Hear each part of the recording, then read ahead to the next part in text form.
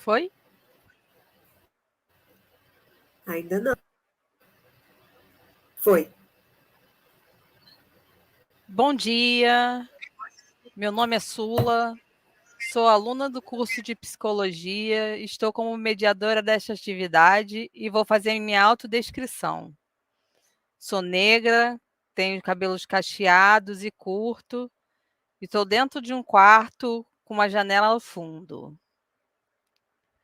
Este é o segundo encontro do estudo sobre Michel Foucault, Corpo e Vida em Michel Foucault, realizado pelo Grupo de Estudos e Introdução ao Pensamento de Michel Foucault, projeto de extensão vinculado ao Laboratório de Estudos sobre Subjetividade, Ética e Política do Departamento de Psicologia da Universidade Federal Fluminense de Rio das Ostras.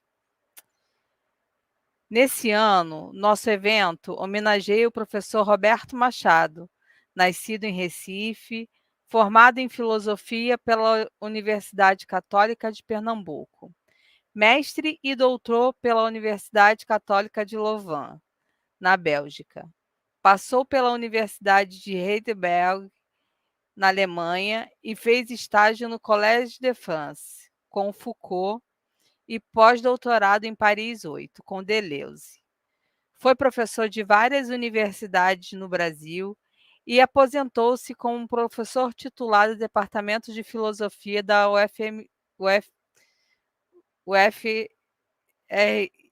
UFRJ.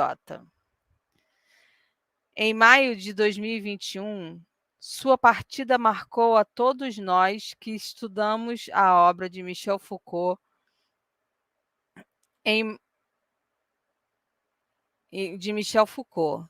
deve-se ao fato de ter sido introduzida no Brasil por Roberto Machado.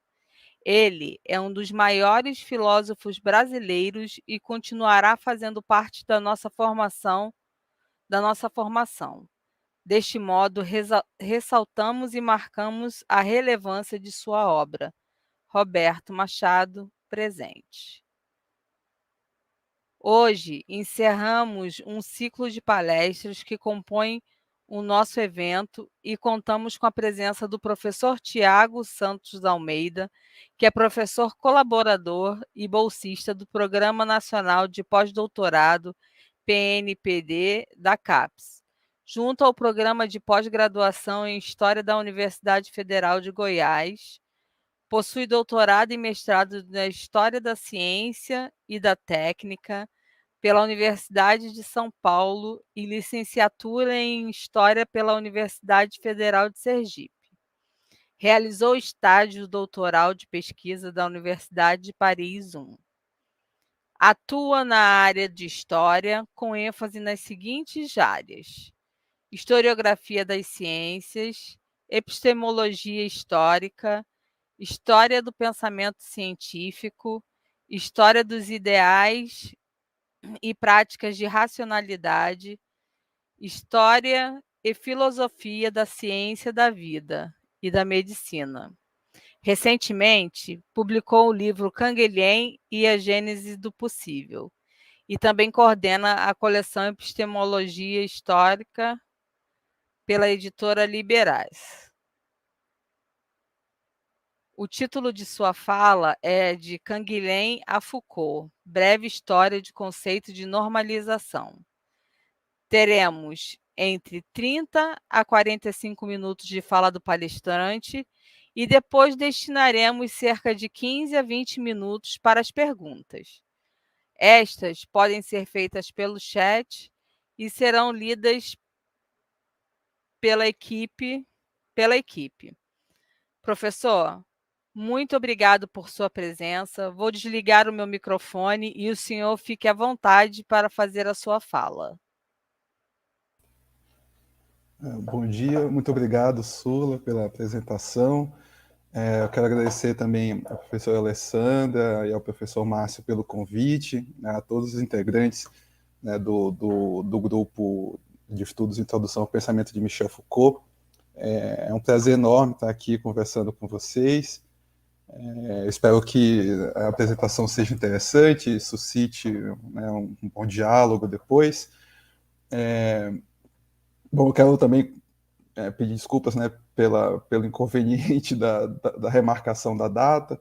Foi uma questão muito em cima da hora, assim, mas estou feliz da gente poder estar realizando hoje, então, esse encontro, né, ainda mais num evento assim, marcado por essa homenagem ao Roberto Machado, que é, sem dúvida, um dos grandes, né, da filosofia brasileira. Bom, essa apresentação, né, desse tema de Canguilhem Foucault, uma breve história do conceito de normalização, ele, como a Sula falou, né, tem a ver com uma série de temas de pesquisa que eu venho desenvolvendo, sobretudo desde o doutorado, né, e aí estágio sanduíche. Eu tive a possibilidade, graças a uma bolsa da CAPES, desculpa, uma bolsa da FAPESP, né, Fundação de Amparo à Pesquisa do Estado de São Paulo, de fazer uma pesquisa no arquivo do Georges Canguilhem, que hoje está disponível no CAFES, na França, né, então o arquivo dele está aberto aos pesquisadores, então junto com a obra publicada dele, a gente está conhecendo assim, tá tendo conhecimento muito mais amplo e muito mais profundo da obra do Canguilhem, né? O Canguilhem, ele durante muito tempo a gente brinca assim que ele oscilou, né? Uma época ele foi o aluno do Gaston Bachelard,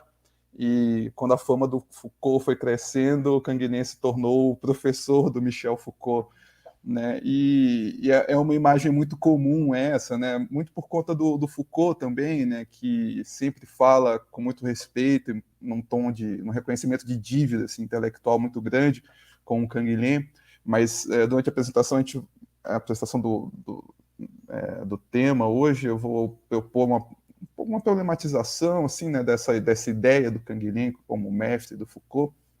Não foi bem assim, não se passaram bem assim as coisas, mas enfim, é um momento onde a gente está podendo repensar, né, as contribuições da obra de Canguilhem, e aí, dentro desse movimento, tentar reconstituir um pouco esse diálogo que ele manteve com Michel Foucault e os desdobramentos desse diálogo, né, porque além da pesquisa de pós-doutorado, né, com a bolsa do PNPD, que eu tenho hoje junto ao programa de pós-graduação em História da Universidade Federal de Goiás, eu venho também de uma experiência de pesquisa no semestre passado, que continua, né, agora, junto ao Instituto de Saúde Coletiva da Universidade Federal da Bahia, junto com a professora Liliana Santos lá.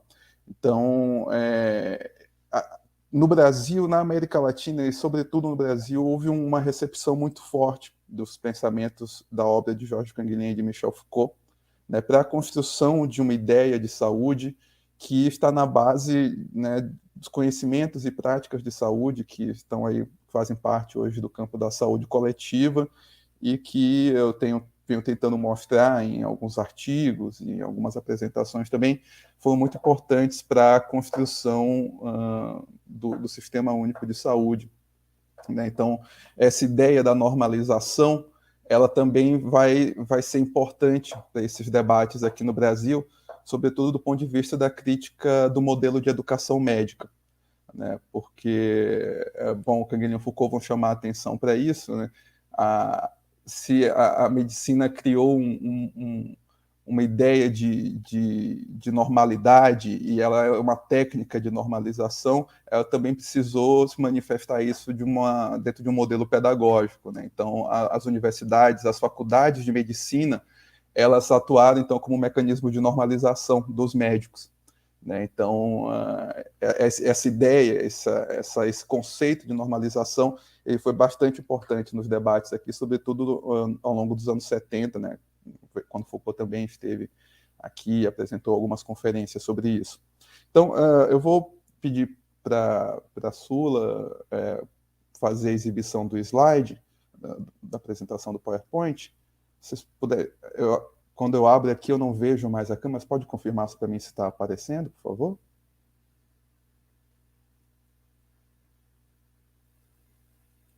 Está aparecendo já. Tá bom, então. Obrigado. Bom, então, falando um pouco, né, sobre a obra do Georges Canguilhem, ele é mais conhecido por conta desse livro, né, O Normal e o Patológico,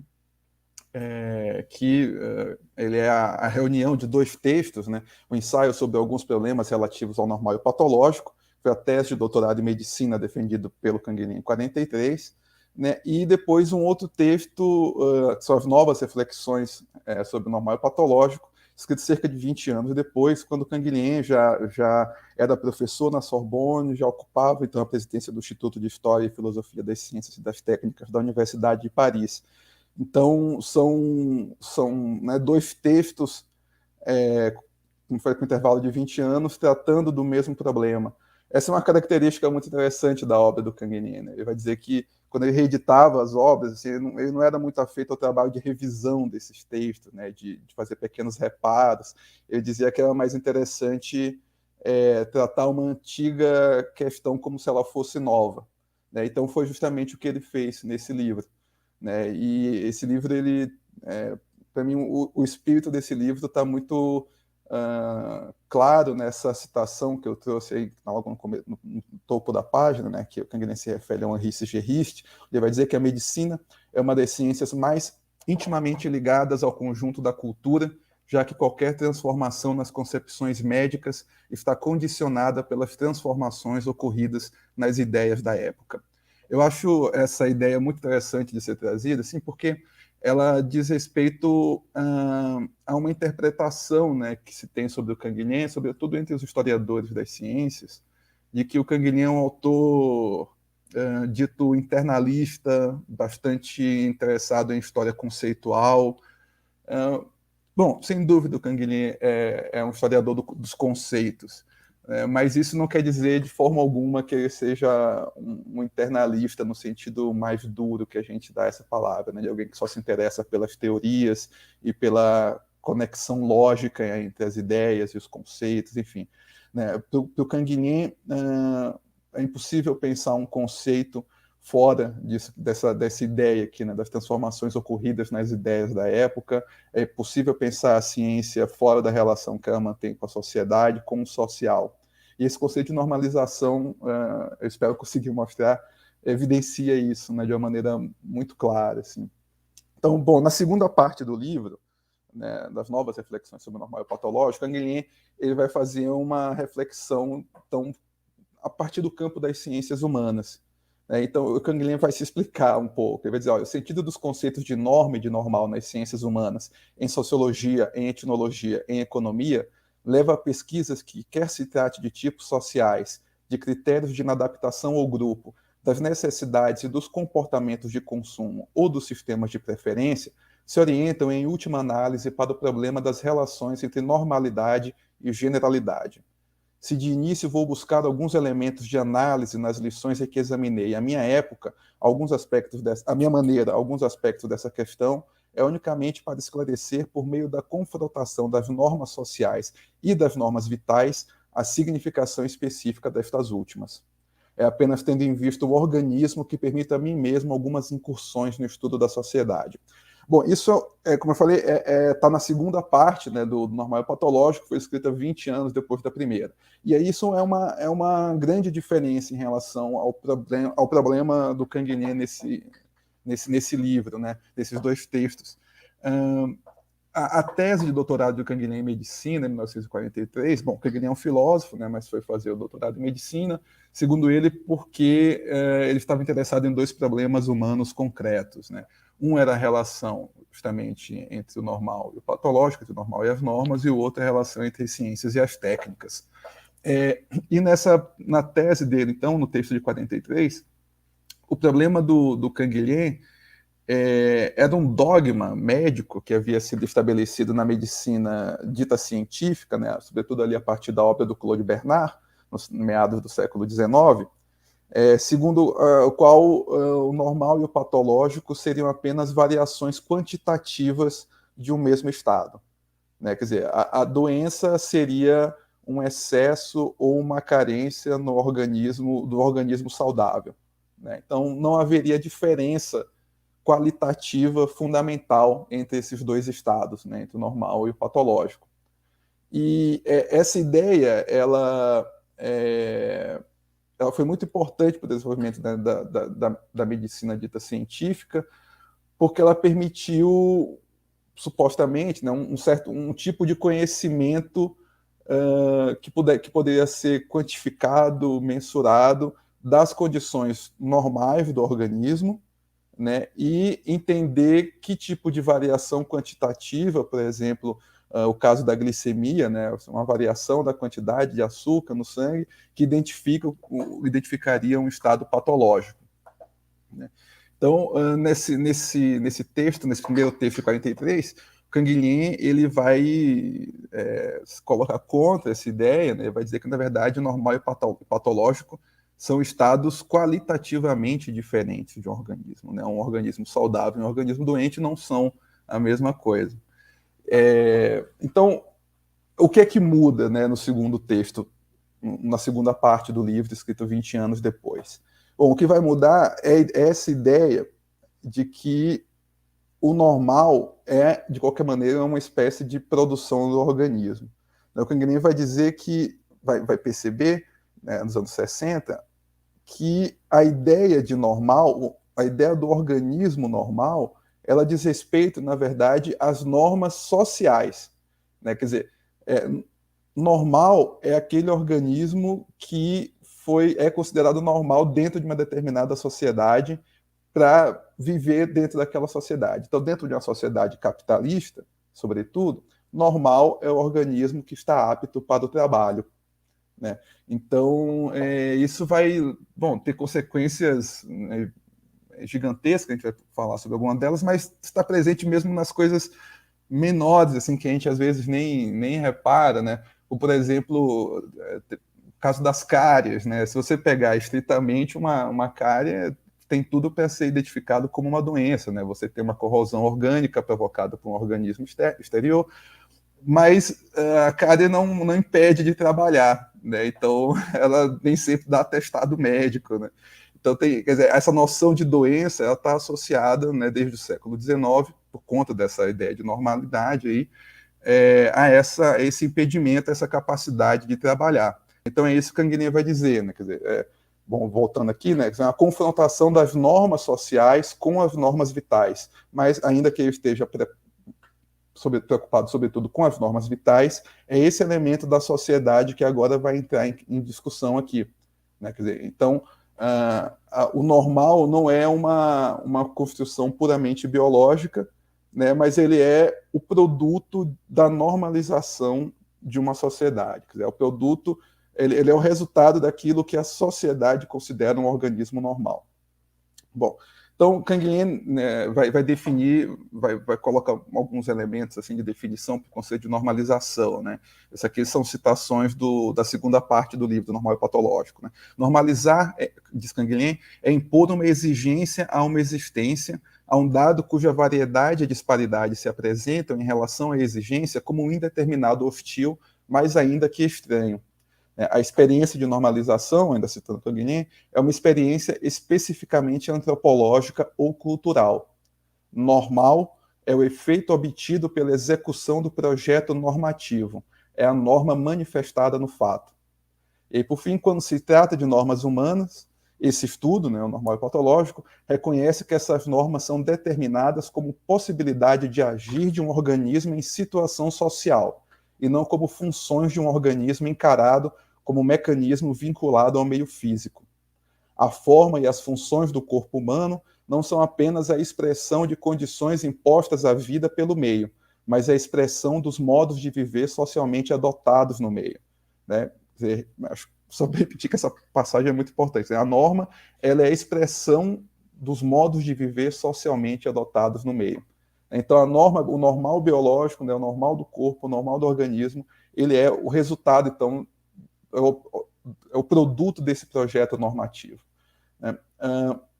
Bom, essa ideia vai ser muito importante para Foucault, né, que, como eu falei um pouco, Foucault ele sempre fez questão de reconhecer os débitos dele em relação a Canguilhem. Então, tem uma entrevista dele dos anos 80, já, onde ele vai dizer isso assim, muito claramente, né? Eu fui aluno de historiadores das ciências, aluno, por exemplo, de Georges Canguilhem, Meu problema era saber se não seria possível fazer uma história das ciências que tente recuperar o nascimento, o desenvolvimento, a organização de uma ciência, não tanto a partir de suas estruturas racionais internas, mas a partir dos elementos exteriores que puderam lhe servir de suporte.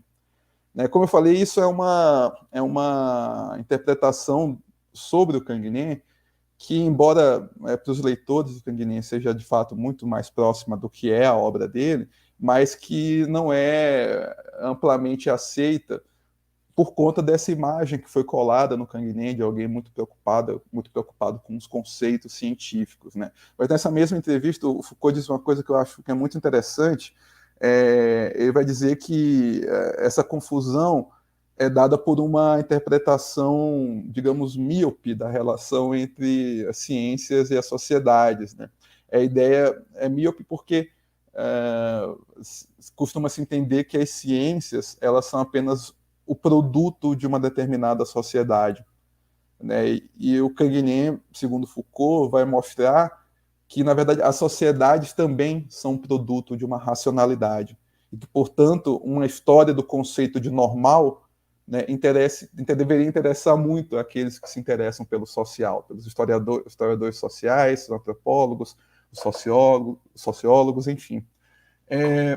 Mas, enfim, também é importante, né, a gente, como eu falei, tentar relativizar um pouco essa imagem, né, do Foucault, aluno do Canguilhem é mestre do Foucault, porque durante muito tempo isso prejudicou o conhecimento mesmo da obra do Canguilhem, né? Quer dizer, tentava ler na obra do Canguilhem alguém que estava preparando o Foucault, assim como antes lia-se o Canguilhem como alguém que continuava o Bachelard, né? No meu livro sobre o Canguilhem, eu brinco um pouco com isso, assim, eu digo que essa tentativa de escrever a história da filosofia e a história da historiografia das ciências por meio da relação mestre-discípulo, né, que é uma coisa que o próprio Canguilhem e o Bachelard criticavam muito, e que o Bachelard, no livro A Psicanálise do Fogo, chamou de complexo de Prometeu, né, que é a tentativa do discípulo de ir além do mestre, de saber mais que o mestre, né? Então, essa relação Bachelard, Canguilhem e Foucault seria sempre assim, né? E aí, bom, essa interpretação é muito marcada por uma ideia segundo a qual o Canguilhem foi o orientador da tese de doutorado de Michel Foucault, que nós conhecemos como o livro História da Loucura, né? Mas não é bem assim, né? Na verdade, a tese, o Foucault tinha uma tese já pronta, que ele encaminhou ao Jean Hippolyte, e o Hippolyte sugeriu que Foucault encaminhasse ao Canguilhem, e o Canguilhem, então, recomendou o encaminhamento desse texto, desse manuscrito de Foucault, A História da Loucura, para a defesa de doutorado, e depois o Canguilhem ajudou a publicar o livro numa coleção que ele era o coordenador, né? Então, o Canguilhem explica melhor essa situação, né? Ele vai dizer, olha, se os conceitos de norma e de normalização destinados a tornar inteligíveis as estratégias de diferentes poderes, político, jurídico, médico, nas sociedades modernas, não são sistematicamente utilizados antes do livro Vigiar e Punir, de 75, foi a História da Loucura, de 61, que mostrou desde o começo das análises que aquilo que a pretensa psicologia científica do século XIX buscou em verdade fundar, a delimitação do normal, não passa da consagração discursiva de práticas de estabelecimento da incapacidade jurídica de um indivíduo. O Foucault vai chamar, inclusive, a atenção, né, para a própria noção de alienado, né, de alienação, que é uma designação, né, primeiro, jurídica, né, e que foi levado para o campo da psicologia científica do século XIX. Né? Mas, enfim, então, vejam, a História da Loucura, então, publicada ali, né, naquele intervalo entre as duas partes do normal e patológico do Canguilhem, ele foi um texto muito importante para que o Canguilhem mesmo entendesse melhor o seu problema, né? Então, sabe, não é o Foucault orientando de doutorado do Canguilhem, que aprendeu com o Canguilhem como pensar a questão e escreveu A História da Loucura. Na verdade, aqui a gente já tem um momento de diálogo entre os dois, né, que a leitura da tese de doutorado de Foucault foi, então, muito importante para que Canguilhem pensasse as suas próprias questões sobre o normal e o patológico. Né? Então, o Foucault, o Canguilhem fala aqui, né, do Vigiar e Punir, de 75, mas nesse período, né, então 74, 75, o Foucault estava dando esse curso no Collège de France, Os Anormais, foi publicado já aqui no Brasil. E nesse livro, nesse curso, logo na primeira aula, o Foucault vai dizer que o objetivo dele é averiguar e explorar algumas possibilidades muito interessantes dadas pelo conceito canguilhemiano de normalização, que o Foucault, nesse curso, vai definir, então, na normalização canguilhemiana, como sendo um processo geral de normalização social, política e técnica que estaria em curso no século XVIII, né, que traz a ideia de que uma norma se define pelo papel de exigência e de coerção que ela exerce, né, e Foucault se interessa também pelo que ele chama de princípio de qualificação presente em toda norma, pois, né, citando Foucault, de acordo com Canguilhem, depreciando tudo aquilo que a referência a ela própria impede de considerar normal, a norma cria, por si mesma, a possibilidade de uma inversão dos termos. E ainda, citando Foucault, dos anormais, o que o século XVIII instaurou, mediante o sistema de disciplina para a normalização, mediante o sistema disciplina-normalização, parece-me ser um poder que, na verdade, não é repressivo, mas produtivo. A repressão só figura a título de efeito colateral e secundário em relação a mecanismos que, por sua vez, são centrais relativamente a esse poder, mecanismos que fabricam, mecanismos que criam, mecanismos que produzem. Né? Quem leu já a história da sexualidade de Foucault, né, talvez lembre, Foucault vai falar do que ele chama de hipótese repressiva, né, que é essa ideia de que o poder seria essencialmente negativo, essencialmente repressor. Aqui o Foucault está apresentando uma outra ideia, né, justamente dizer, olha, esse poder de normalização ele só se dá mediante a produção de um saber, a produção de uma ciência, a produção de técnicas científicas, né? Então, é uma transformação na teoria do poder, né, que vem com esse conceito de normalização, e que a gente sabe que vai ser muito importante para o desdobramento da obra do Michel Foucault. Bom, ainda nos anormais, está sendo um pouco longo, mas Foucault vai dizer que, de uma forma mais geral ainda, pode-se dizer que o elemento que vai circular entre o disciplinar e o regulamentador, que vai se aplicar da mesma forma ao corpo e à população, que permite a um só tempo controlar a ordem disciplinar do corpo e os agenciamentos aleatórios de uma multiplicidade biológica, esse elemento que circula entre um e outro é a norma. A norma é o que pode tanto se aplicar a um corpo que se quer disciplinar, quanto a uma população que se quer regulamentar. A sociedade de normalização não é, pois, nessas condições, uma espécie de sociedade disciplinar generalizada, cujas instituições disciplinares teriam se alastrado e recoberto todo o espaço. Essa não é, acho eu, senão uma primeira interpretação insuficiente da ideia de sociedade de normalização. A sociedade de normalização é uma sociedade em que se cruzam, conforme uma articulação ortogonal, a norma da disciplina e a norma da regulamentação. Então, Foucault falando isso em 74, né, eu acho que, como eu disse no começo, assim, acho que vale a pena a gente tentar, dentro dessa história do conceito de normalização, explorar também alguns desdobramentos, né, que essa discussão teve fora dos dois autores, assim, né, como essa ideia foi recebida em outros, não só em outros contextos, digamos, de debates intelectuais, mas contextos espaciais também bastante diferentes, né? Então, essa ideia, justamente nesse período, ela já vai estar sendo discutida na América Latina e aqui no Brasil, dentro de um processo de transformação da medicina social, né, e da saúde pública, que vai desembocar depois no processo de construção do campo da saúde coletiva. Né, isso, sobretudo, ao longo dos anos 70. Esse movimento tem a ver, ele começa um pouco antes, né, dos anormais, com a tradução do livro Normal e Patológico, do Canguilhem, pela editora Siglo XXI, na Argentina, E esse livro sai aqui na Argentina com o prefácio de Dominique Lecourt, que, segundo ele, pretendia reconhecer a dívida teórica inestimável dos filósofos marxistas, leninistas, agrupados em torno de Louis Althusser, com os trabalhos de Canguilhem. Né? Esse é um fenômeno muito interessante para quem estuda história da circulação, história da recepção das ideias. Né?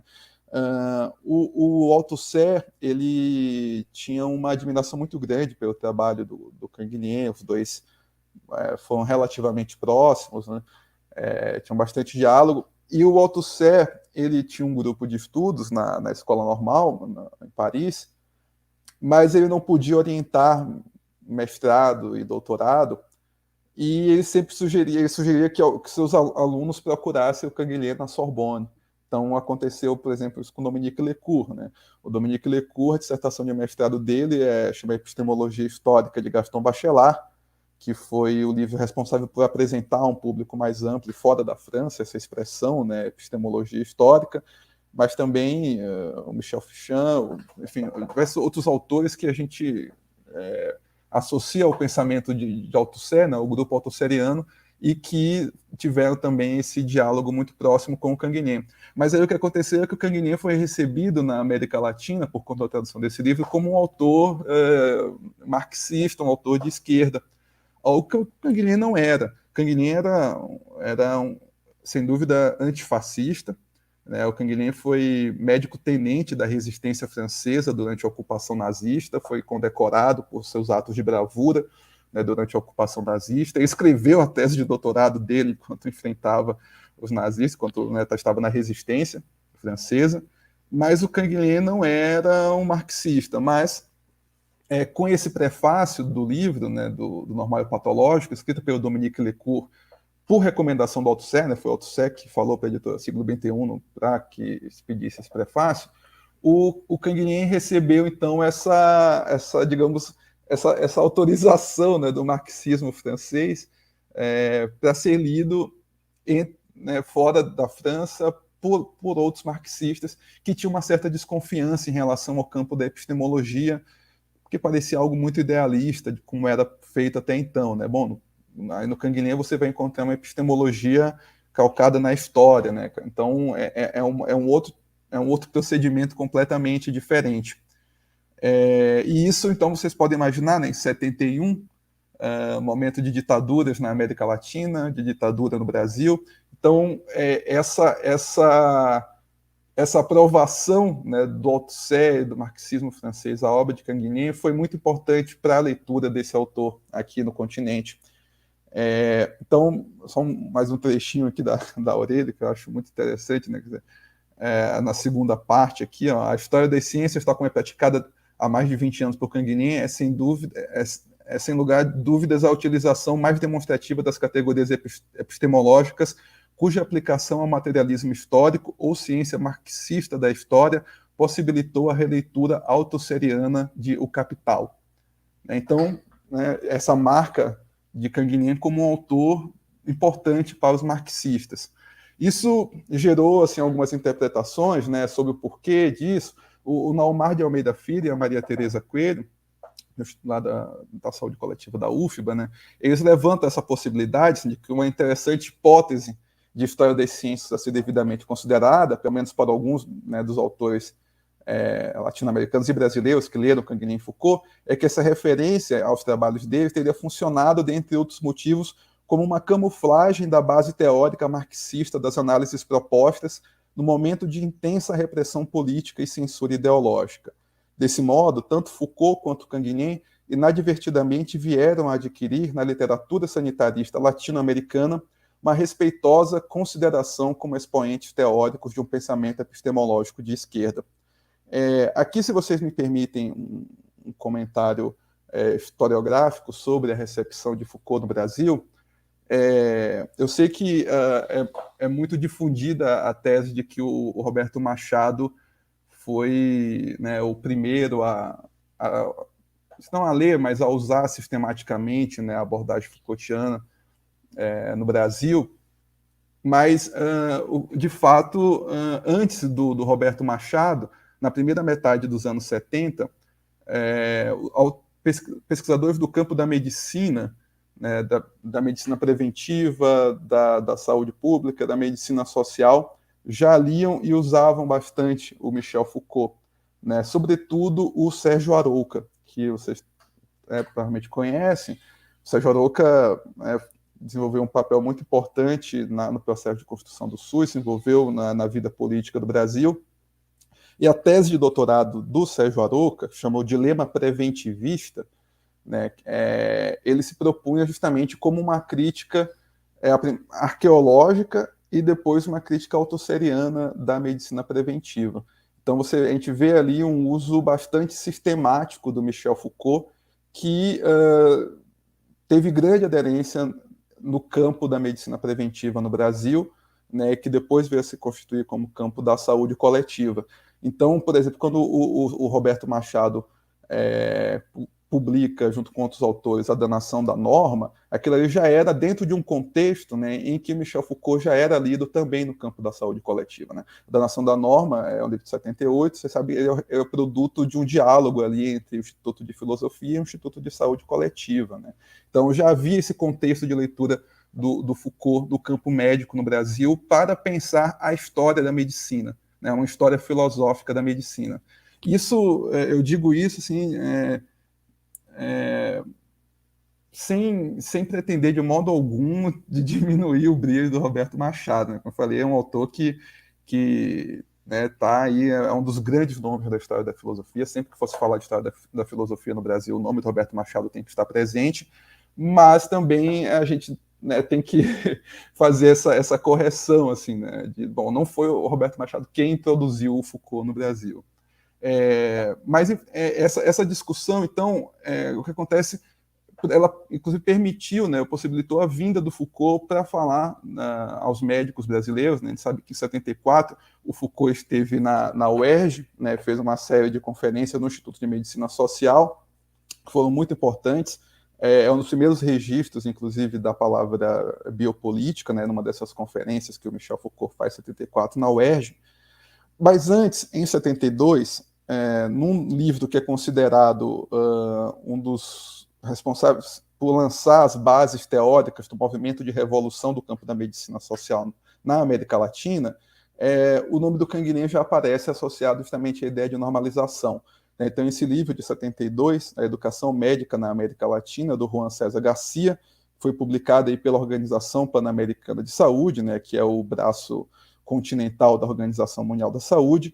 O Juan César Garcia pensou justamente, se colocou a pensar criticamente a educação médica no continente, né? E, bom, para fazer a crítica desse modelo de educação médica, ele recorre também ao Canguilhem, né? Tem vários autores, claro, mas o Canguilhem também está lá, justamente por conta desse processo, né?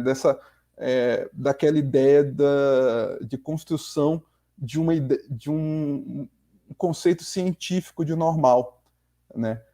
Então, quer dizer, bom, a medicina precisava, digamos, naturalizar esse conceito, né? Transformar o normal e a saúde em um objeto científico que pudesse ser estudado cientificamente, e fez isso desconsiderando todo o caráter de valor, né, que está implícito na noção de saúde, né? E transformando, então, o normal, como sendo uma normalidade biológica, em um objeto puramente natural, que se pudesse conhecer quantitativamente, metodicamente. Tal. E a educação médica, né, segundo Juan César Garcia, refletia isso, né? Quer dizer, a educação médica foi feita para ensinar os médicos a pensarem dessa maneira a saúde e a doença, e a praticarem uma medicina que era baseada nessa ideia, então, de saúde e doença como entidades biológicas naturais, né?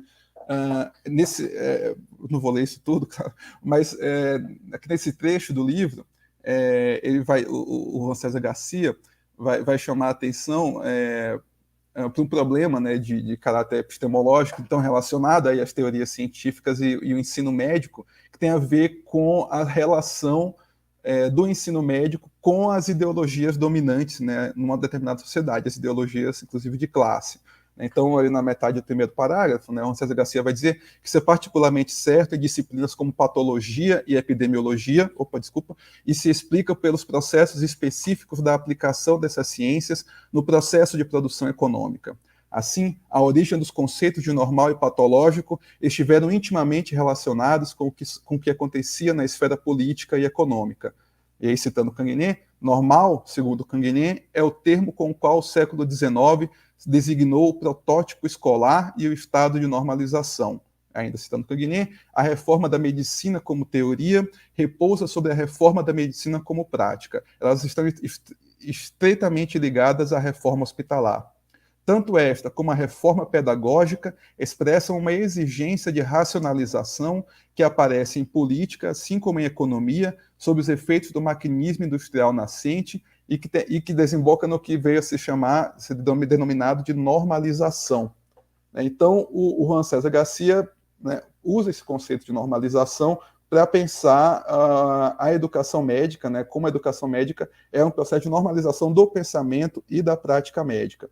E aí ele continua, né, recorrendo ao Michel Pechet, que a intervenção da ideologia na teoria da medicina não foi suficientemente estudada e sua explicação no ensino médico foi praticamente nula. As ciências sociais poderiam, mediante o trabalho conceitual, ajudar a transformar os elementos ideológicos contidos na medicina em conhecimentos teóricos. Essa prática teórica, com a qual podem colaborar as ciências sociais, trariam ao ensino um enfoque crítico que permitiria uma renovação do conhecimento que hoje em dia constitui a base sólida aparente da prática médica. Esta redefinição da prática médica deve ir acompanhada de uma forma de consciência de que a clínica não é uma ciência e nunca será uma ciência, ainda que, como expressa Canguilhem, utilize meios cuja eficácia está cada vez mais cientificamente garantida.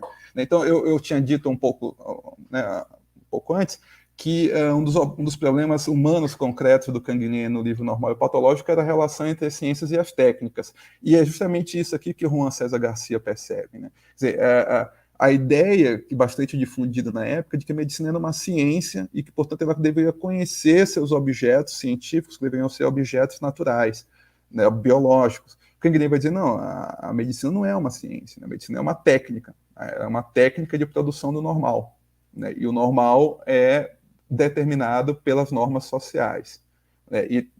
Então, esse caráter de técnica vai ser cada vez mais incorporado a essa reflexão crítica sobre o ensino médico, né? Quer dizer, de pensar a medicina, então, como uma possibilidade de intervir sobre o organismo e também sobre o conjunto da população.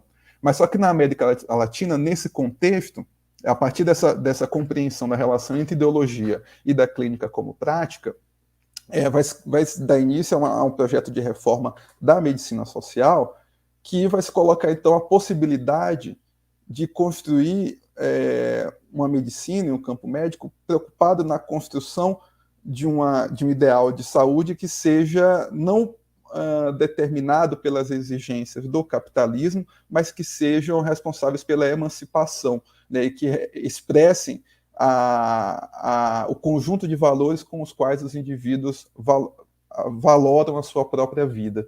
Então, é trazer de volta para a medicina essa relação de valor que o indivíduo tem com sua própria vida e que a medicina dita científica no século XIX tinha pretendido romper, né? Porque, bom, com a medicina no século XIX, essa ideia de normal e de patológico, de saúde e doença como objetos naturais, aquilo que o doente tem a dizer sobre sua doença se torna irrelevante para o médico, né? Na verdade, elas passam até a ser um problema, né?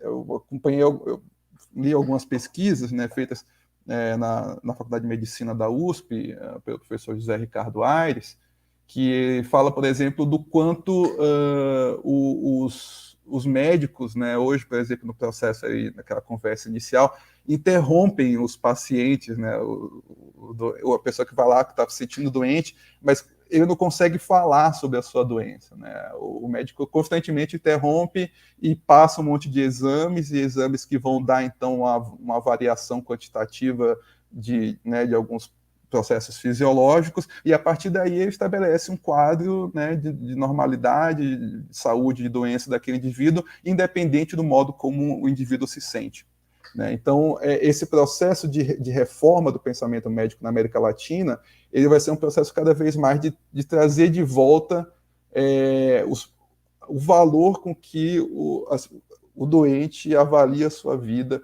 para o pensamento e para a prática médica. tudo isso apoiado na obra de Canguilhem e nessa crítica que ele faz a partir da ideia de normalização. Bom, como eu falei, aquele texto do Juan César Garcia foi publicado pela Organização Pan-Americana de Saúde, né, que é o braço continental da OMS, que nos anos 70 também publicou essas conferências de Michel Foucault. Primeiro publicado na revista Educação Médica e Saúde, né, que é um órgão da OPAS, muito importante, e depois compilados nesse livro aqui à esquerda, né, Medicina e História, o pensamento de Michel Foucault, que saiu justamente com ali aquele texto inicial, Arqueologia da Medicina, escrito pelo Sérgio Arouca e o Miguel Marques, que é um texto de 74, originalmente. Bom, esses textos do Michel Foucault são justamente as conferências que ele ministrou no Instituto de Medicina Social da UERJ em 74. Né? Duas delas depois apareceram em 79 na Microfísica do Poder, mas elas já circulavam bastante no Brasil a partir dessa tradução espanhola, né, publicada pela OPAS. Inclusive os próprios manuscritos das conferências do Foucault já apareciam também em textos clássicos do campo da saúde coletiva no Brasil nos anos 70, né, ali entre 74, 76, esses textos já começam a aparecer em autores que vão ser reconhecidos como responsáveis por lançar as bases teóricas, né, do campo da saúde coletiva no Brasil. E eu trouxe isso porque, bom, primeiro, só para dizer também uma coisa, que aquela citação que o Juan César Garcia fez no livro dele de 72, do Normal e Patológico, do Canguilhem, para pensar a educação médica, ela foi, assim, ela virou uma espécie de clássico, né? Aquele trecho específico. Né? Então, sempre que, sobretudo nessa revista, na Educação Médica e Saúde, os profissionais do campo da saúde e da medicina queriam pensar a educação médica, faziam uma certa crítica da educação médica nas universidades, no modelo de universidade que existia no continente, era muito frequente aquela citação do Canguilhem aparecer justamente no recorte feito pelo Juan César Garcia. Então, a ideia de normalização se tornou o conceito de normalização se tornou muito importante para pensar a educação médica do continente e a reforma que esses profissionais, esses médicos, estavam tentando fazer. Médicos, mas também cientistas sociais, historiadores, enfim. E isso vai ficar ainda mais forte porque, numa dessas conferências, o Foucault também vai falar de normalização nesse mesmo contexto, né, da educação médica. Mas, vendo um pouco assim, no conjunto, né, das conferências, é interessante porque quando o Foucault ele vem falar na UERJ, em 74, ele tinha um objetivo, ele sabia muito bem assim, o que ele estava fazendo. O Foucault estava dando indicadores táticos, né, para uma luta. É muito interessante essa passagem. Olha o que diz Foucault, né? É preciso averiguar se o modelo de desenvolvimento médico da Europa a partir do século XVIII e XIX deve ser reconstituído ou modificado, e em que medida para a sua aplicação eficaz nessas sociedades coloniais e semicoloniais, sem que produzam consequências negativas. Ele está falando da gente aqui, né, no Brasil. Então, por isso, acredito que a revisão da história da medicina que realizamos tem certa utilidade. Se trata de reconhecer que foi o modelo de funcionamento histórico dessa disciplina desde o século XVIII para saber em que medida pode ser modificado. São exigidos a modéstia e o orgulho de afirmar que a medicina não deve ser nem rechaçada, nem adotada tal e qual, que ela faz parte de um sistema histórico, que não é uma ciência pura, e que faz parte de um sistema econômico e de um sistema de poder, e que é necessário determinar os vínculos entre a medicina, a economia, o poder e a sociedade, para ver em que medida se pode retificar ou aplicar o modelo. Essa é uma característica muito forte, muito evidente do modelo de história das ciências que era praticado na França, né, dentro desse contexto historiográfico conhecido como epistemologia histórica. Né? Ela é uma história das ciências, uma história, no caso, uma história da medicina, feita para pensar e para modificar o modo como nós fazemos as coisas no presente. Então, Foucault, quando vem no Brasil falar sobre a história da medicina social, ele vem falar pensando, olha, a gente precisa conhecer essa história, né, sobretudo vocês aqui no Brasil precisam conhecer essa história para ver o que vale a pena ser apropriado dela e o que vocês podem fazer diferente em relação ao modelo de desenvolvimento histórico que se deu na Europa.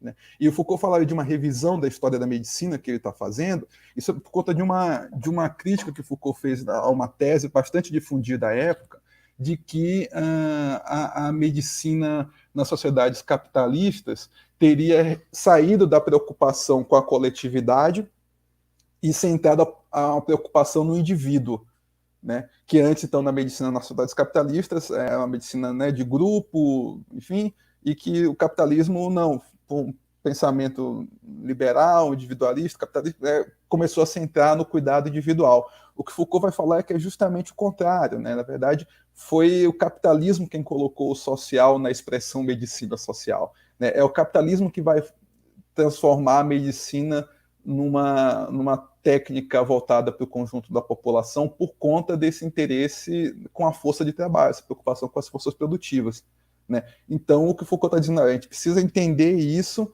para poder fazer uma medicina que seja voltada para a população, mas não com as mesmas exigências que o capitalismo tem em relação à população, né? Então, aí, na segunda conferência, na História da Medicalização, ou Nascimento da Medicina Social, que é como sai na Microfísica do Poder, em 79, Foucault vai dizer, então, que um fenômeno importante da normalização da prática do saber médico foi de deixar nas mãos da universidade, e principalmente da própria corporação dos médicos, a decisão sobre a formação médica e a concessão dos títulos. Surge assim a ideia de uma normalização da educação médica e principalmente de um controle estatal dos programas de ensino e da outorga de títulos. A medicina e o médico são, portanto, o primeiro objeto da normalização. O conceito de normalização começa sendo aplicado primeiro ao médico, depois ao doente.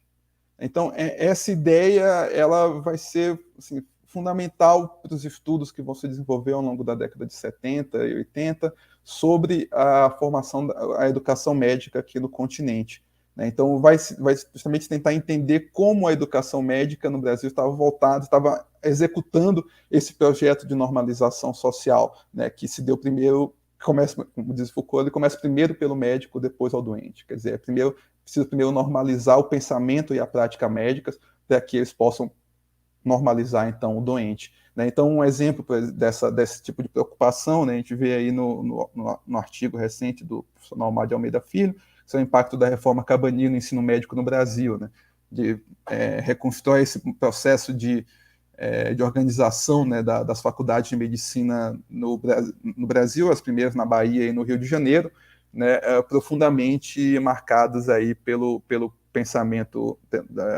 do Cabanilles, e que, né, vai vir acompanhada de um conjunto de leis que vão regular a prática médica, que vai regular quem pode executar práticas de cura, quem pode operar, quem pode partejar, quem pode ter uma botica, enfim, né, vai criar essa ideia do charlatanismo, do exercício ilegal da medicina, né? Então, esse movimento de normalização, né, do campo médico, do qual o Canguilhem e o Foucault falaram e que foi, então, recebido aqui entre os críticos do processo de educação médica no continente, né? Então, só para concluir, um comentário de Canguilhem sobre Foucault, ele vai dizer que o projeto realizado progressivamente por Michel Foucault consiste em desenhar as múltiplas faces do poder nas sociedades contemporâneas, poder de definição e de disciplina dos valores sociais da vida, poder de normalização dos erros e dos desvios, doença, loucura, delinquência. Vigiar e punir, vigiar e reformar, vigiar e curar. Bom, então, agradeço mais uma vez pelo convite, pela oportunidade de estar aqui conversando com vocês e fico aberto para as perguntas e os comentários. Então, obrigado novamente.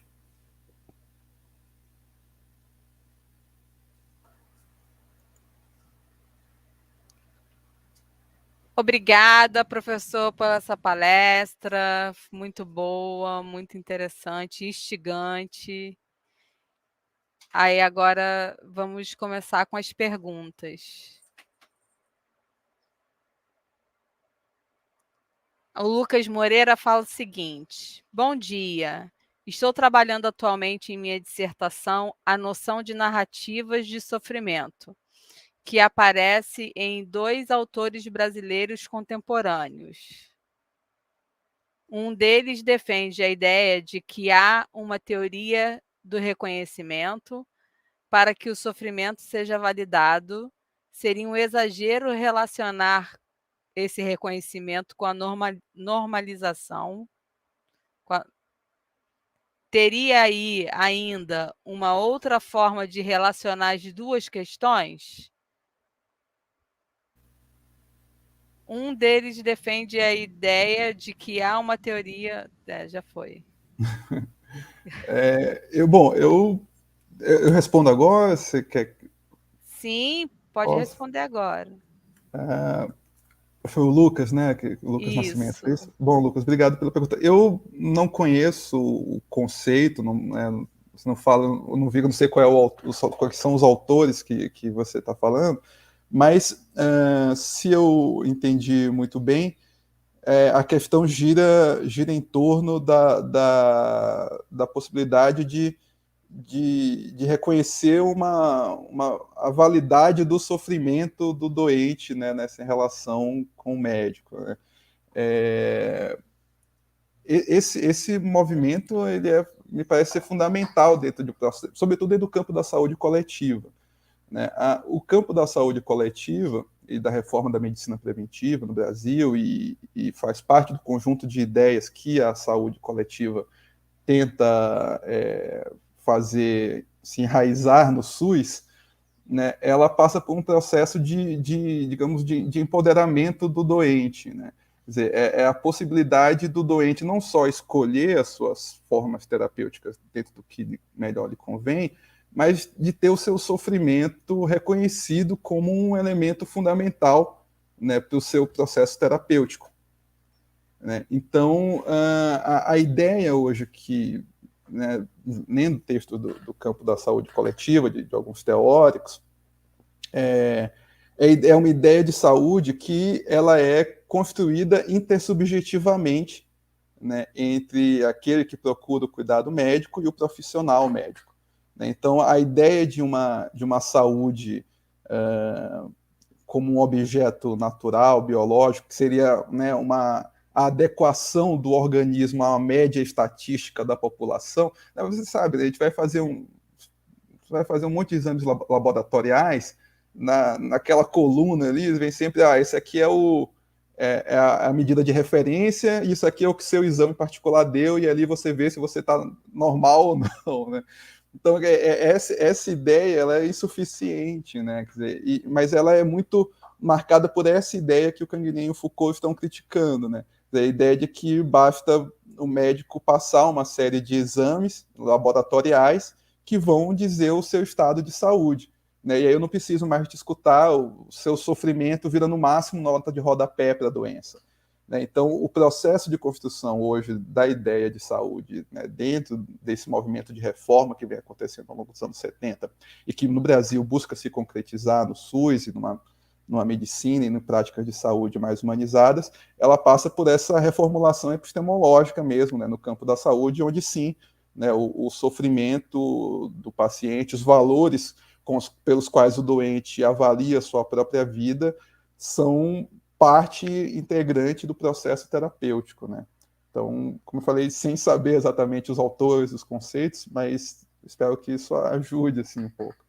Né? E aí, se eu puder recomendar algum autor que esteja fazendo isso hoje no Brasil, eu citaria novamente o professor José Ricardo de Carvalho Mesquita Aires, da Faculdade de Medicina da USP, né, que é um importante teórico aí do conceito de saúde no Brasil.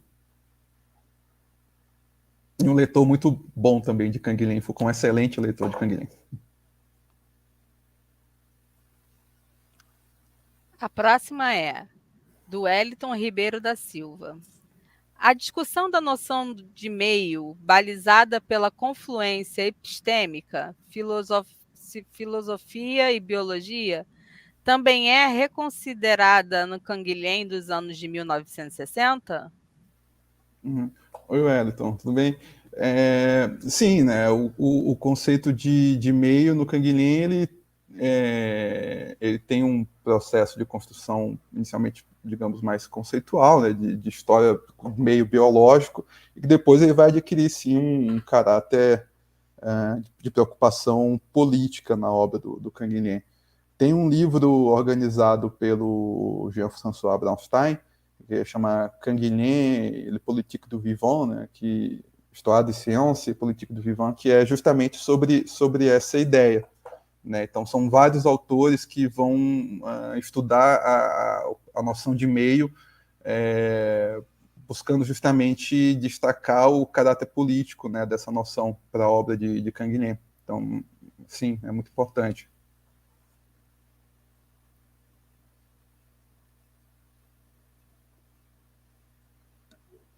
Vamos para a próxima? Raquel Donegar. Ela diz o seguinte: como as ações políticas e sociais em torno do enfrentamento do Covid-19 podem ser analisadas sob esta ótica da normalização? Pode-se dizer que há uma normalização positiva ou negativa? Raquel, bom, eu tentar te responder a partir assim, né, de discussões que, bom, eu não sou, né, profissional de saúde, claro, mas como eu falei, nesse último semestre eu mantive um diálogo bastante próximo, né, com pesquisadores e profissionais da área, por conta desse estágio de pesquisa no Instituto de Saúde Coletiva da UFBA, né, que é um dos principais institutos assim, dentro da área no Brasil, e a importância do Canguilhem para mim ficou muito clara, sabe, para pensar esse momento nosso. Sobretudo pelo que vem acontecendo mesmo com o SUS. Porque a gente, veja, o SUS, né, como um modelo assim, de atenção à saúde, ele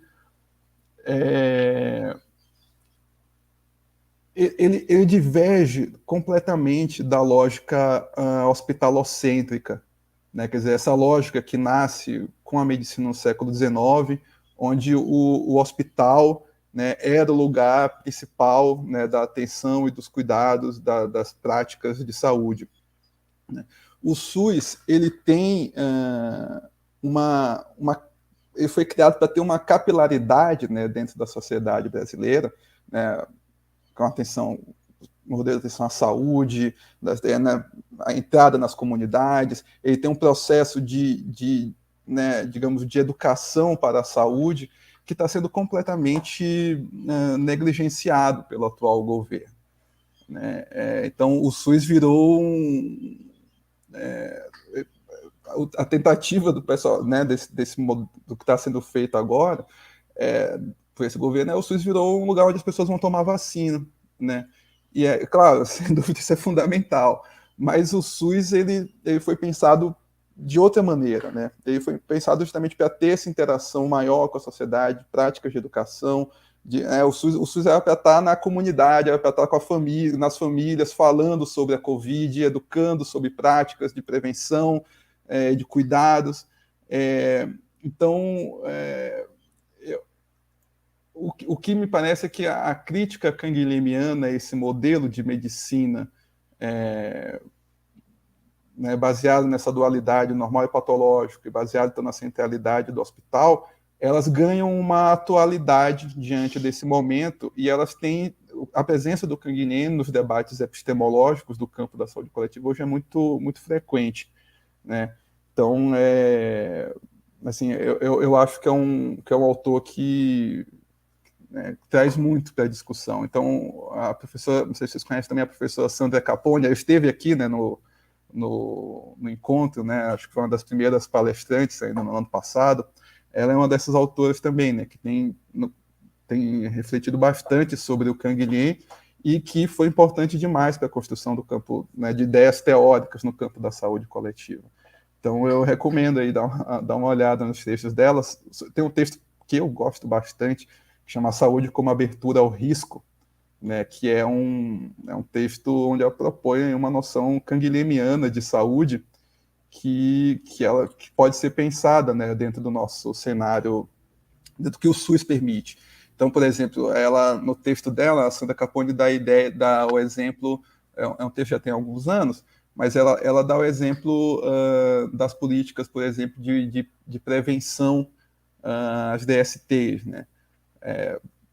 Você tem, então, uma certa abertura ao risco aí, mas o que ela vai dizer é que tem uma ideia do Canguilhem, que é a ideia de salubridade, né? O Canguilhem ele tem essa noção que eu acho muito interessante, né, Quer dizer, salubridade é a possibilidade do indivíduo viver a sua vida na melhor maneira possível, né? Quer dizer, a saúde é o indivíduo poder viver na melhor, a vida em toda a sua potencialidade, sabendo que existem condições sociais, né, estruturais, dentro de um modelo de saúde de uma determinada sociedade, que se ele ficar doente, ele vai receber um tratamento adequado, né? Hoje, se a gente vê o que está acontecendo, por exemplo, no SUS, em algumas políticas, né, como, por exemplo, no CAPS, né, no Centro de Apoio Psicossocial, está sendo substituída a lógica da política de redução de danos pela lógica proibicionista, né? Então, você tira esse elemento justamente, né, que está embasado na ideia da salubridade e substitui simplesmente por uma vida apequenada, né? Quer dizer, é uma vida que não pode explorar todas as suas potencialidades, que não pode buscar estabelecer novas relações normativas com o seu próprio corpo, né? Então, eu acho, talvez seja uma inclinação natural minha por conta do meu objeto de pesquisa, mas eu acho que o Canguilhem permanece um autor muito importante, sim, para a gente pensar o cenário atual, tanto o cenário pandêmico quanto outros movimentos, né, de retrocesso que estão acontecendo aí no SUS. Queria fazer um comentário. A gente está recebendo a visita dos hermanos da Argentina, então gostaria de dizer que sejam bem-vindos. E agora vamos... Desculpa, Silvia, que a Marcela Batan deu um oi ali, queria falar com ela também. A Marcela é uma grande amiga, minha colega pesquisadora. Agora a gente vai para a pergunta do Luiz Gustavo.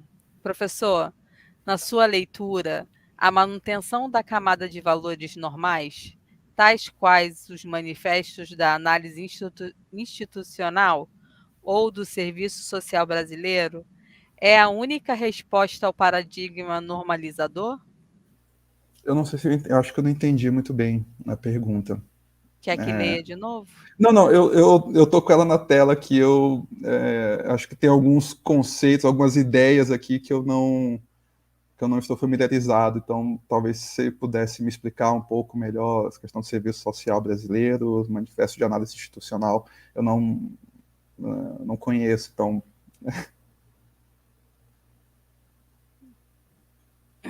Então eu peço para o Luiz Gustavo dar uma Por favor. Reformar, né, a pergunta. Enquanto isso, a gente lê a outra. Reformular.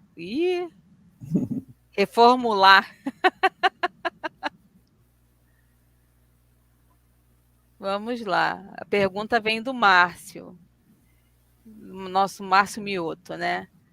Seria possível detectar um diálogo entre Foucault e Canguilhem em torno do conceito de norma, ainda nos escritos iniciais de Foucault dos anos 80, 50 e 60? Márcio, essa é um problema, tá? Assim, né, historiográfico. Eu não saberia te dizer nos anos, assim, sabe, nos anos 50, porque aí acho que tem mais a ver com os papéis e os documentos do Michel Foucault, né, que eu não li, não investiguei, pelo menos não tanto quanto você. Eu sei que você, né, tem esse contato aí com esses textos do Foucault desse período, sobretudo com o arquivo, manuscritos, né? Então eu não saberia dizer se o Canguilhem aparece aí já nesse período, né? A partir no começo dos anos 60, sim, né, a questão o texto dele sobre a história da loucura, embora, né, o Canguilhem vá falar da importância do texto de Foucault, né, para pensar suas próprias questões, o Foucault também já falou em outras ocasiões que, né, as lições de Canguilhem... O Canguilhem é um autor bastante conhecido, né, um professor, uma figura filosófica importante na França nesse período, então foi importante sim para o Foucault. Agora, não é ainda o conceito de norma tal como a gente conhece, né, hoje, porque o texto normal e patológico foi publicado em 66 a partir de cursos que o Canguilhem começou a ministrar em 62, 63. Né? Então, não tinha ainda essa ideia de normalização que a gente vai encontrar, né, mais para frente no trabalho do Foucault. Mas, como eu mostrei naquela citação, né, o Canguilhem vai dizer, olha, se o conceito de normalização não estava lá, a ideia de que as normas são resultado de um processo social, um processo antropológico, um processo que diz respeito a relações de poder, sem dúvida já estava na história da loucura. Né? E aí, bom, no nascimento da clínica isso fica mais evidente. Né? Mas nos anos 50 eu não saberia te dizer. Não vou dizer que não, porque eu não quero interromper pesquisa nenhuma, então eu não sei. Vamos à próxima? Tem mais alguma?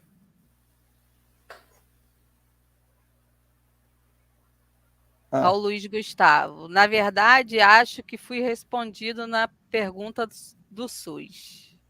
Que bom.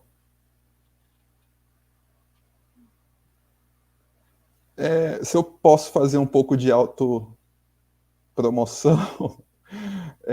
recentemente eu publiquei um artigo na revista Transversal, uma revista de historiografia das ciências, publicada pela UFMG, editada pelos professores Ismael Condé e Marlon Salomon.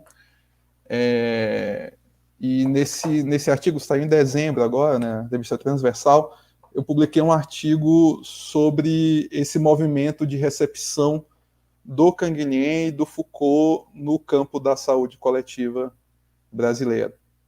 Né? Então, se alguém tiver interesse, infelizmente está em inglês lá, a revista só publica em inglês, mas é um texto que eu desenvolvo um pouco mais essas questões. Tá? E tem também um outro artigo que eu publiquei na revista Ponta de Lança, essa de 2019, que chama Sobre o papel da história na formação e transformação do pensamento médico, que também fala um pouco sobre essa recepção do Canguilhem em autores brasileiros do campo da medicina social, da medicina preventiva e da saúde coletiva, que são considerados responsáveis aí por lançar algumas das bases teóricas, né, da saúde coletiva no Brasil, sobretudo o Sérgio Arouca, a Cecília Donângelo e o Ricardo Bruno Mendes Gonçalves. Né? E nesses dois textos eu falo um pouco sobre a recepção dessas ideias de Canguilhem e como essa ideia de saúde ajudou ali nas bases teóricas do SUS. Depois eu posso deixar o link com o pessoal da organização aqui. Ok.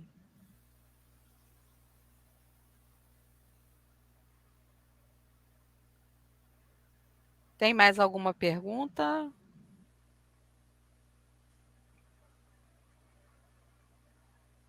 Luiz Gustavo. Em que medida a frente da luta é metodológica e política na sua leitura?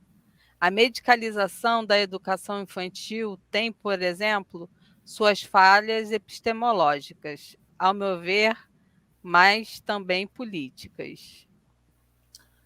Ela é simultaneamente... desculpa. Não, pode Desculpa, falar. eu acho que o Luiz Gustavo tem razão, assim, elas são simultaneamente metodológicas e políticas. Né? Você tem uma ideia de saúde, você tem uma ideia de terapêutica, você tem uma ideia de normalidade. Hoje a gente fala, existe a expressão, né, as doenças das pessoas normais, né?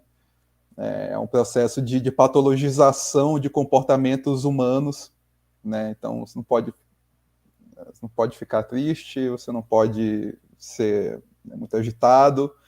Isso é muito comum justamente nas crianças, né? O processo de medicalização infantil, né? Assim como, né, houve também muito mais marcadamente, né, no século passado, o processo de medicalização das mulheres, né, por conta de comportamentos que a sociedade da época considerava anormais, né? Então, a ideia da histeria, enfim. Falando novamente da professora Sandra Capone, né, ela tem esse livro recente sobre os neurolépticos, né,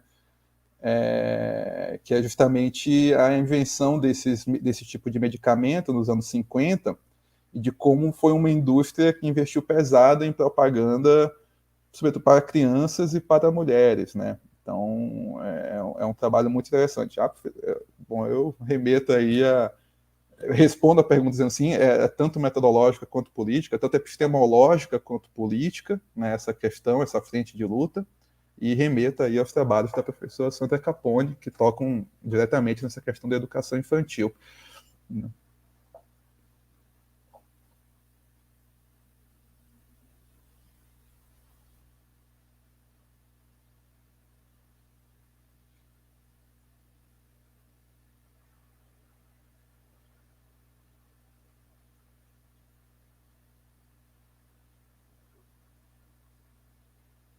Então, Tiago, eu agradeço, né? Agradeço a sua presença, a sua palestra muito boa. Agradeço a todos que estiveram aqui presentes com a gente, né? Até o povo da Argentina apareceu, isso foi muito bacana. E é isso, né? Até a próxima. Eu agradeço mais uma vez pelo convite, né, a toda a equipe do Grupo de Estudos de Introdução ao Pensamento Michel Foucault, a Alessandra, o Márcio mais uma vez pelo convite, obrigado, Sula, pela mediação, né, pela apresentação, a Isabel e a Raquel que nos ajudaram aqui bastante, e, bom, a todo mundo do grupo, muito obrigado, e obrigado a quem acompanhou também pelas perguntas, foram ótimas.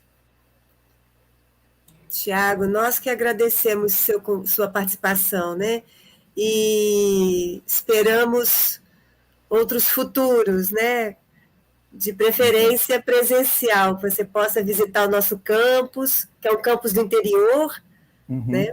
Rio das Ostras, né? Isso. E como o Ternes disse, né? Ele disse que já conhecia aqui, porque é uma cidade de veraneio, então a gente também pode ir à praia, palestra. E fica aqui um super convite, né, para outras parcerias, e muito obrigada por sua participação. Já aceitei. Muito obrigado. Também agradecer, eu faço minhas as palavras da professora Alê. Muito obrigado pela fala, Tiago, né? Obrigado pelo aceite ao convite, né? Pelas portas também que a sua fala abre para nós, né? E a gente estava pensando as questões ali do Foucault, né? Estamos passando, né, por essas noções de normalização no grupo de estudos, e você também abre várias coisas para, né, para a história da saúde na América Latina, né? Papos que também, né, assim, ocorrem entre a gente, assim, e, né, todo esse horizonte, assim, de diálogo entre o Canguilhem e o Foucault, assim, é coisa que ainda a gente vai, né, a gente está guardando no bolso, assim, né, e vamos estudar bastante. Então, muito obrigado. Legal, obrigado. Queria agradecer a disponibilidade para trazer essa fala aqui para a gente, que soma muito ao grupo, porque o grupo é constituído assim, não só de leituras, não só de debate, mas também de eventos em que a gente possa trocar com quem realmente está falando sobre o que a gente estuda. Foi ótimo.